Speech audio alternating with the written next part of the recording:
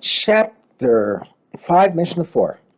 The next Mishnah in the chapter speaks about someone who buys fruit trees that are growing in another person's property. The Mishnah begins by citing a dispute between two Tanaim.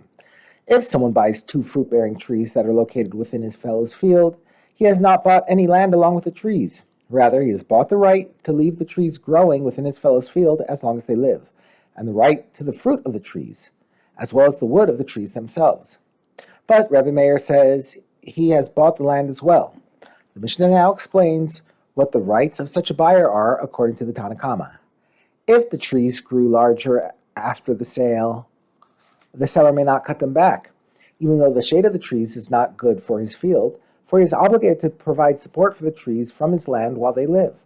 And whatever shoots or branches grow from the trunk of the tree above ground level belonging to him, the buyer, as they are considered part of the tree, but whatever shoots grow from the roots, that is, if they are attached beneath the ground, they belong to the owner of the field. And if the trees die, the buyer has no rights in the land to plant new trees in their place. Rather, he must uproot the dead trees and remove them from the land.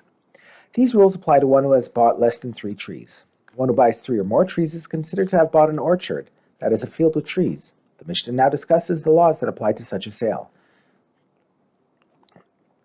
If he bought 3 or more trees, he has also bought the land that is under, beneath, and between the trees, along with the trees themselves.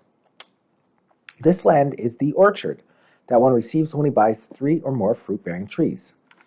If the trees grew after the sale and spread outside the area that belonged to the buyer, the seller may cut them back, because the shade of the trees is not good for the seller's land, and the buyer has no claim to any land that was not included in the sale.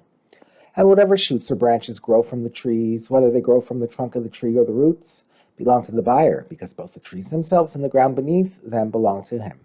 And if the trees die, he still owns the land, and he may plant other trees to take their place.